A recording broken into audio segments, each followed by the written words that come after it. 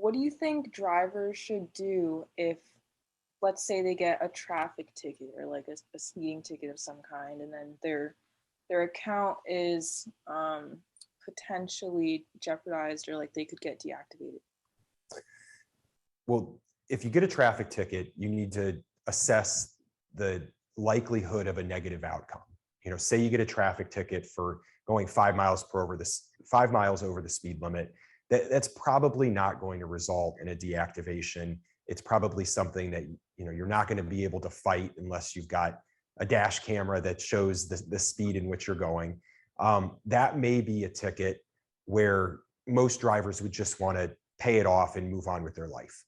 But if there is a situation that arises that could affect your ability to drive for a rideshare company, could affect the status of your driver's license, you've got to fight. You've got to find an attorney who handles those types of cases.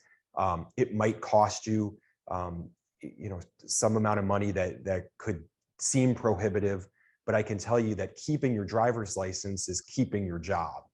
And many times attorneys can find ways to negotiate charges down, and what could have been a life-changing guilty plea, if you just paid off the ticket, could be reduced to something that's far less substantial and keeps you on the road and keeps money coming in. So it's certainly worth the cost if your license is on the line. Yeah, that makes sense. I definitely agree that like it kind of just paying that off like outweighs the other issues and like of not having a license or like getting your account deactivated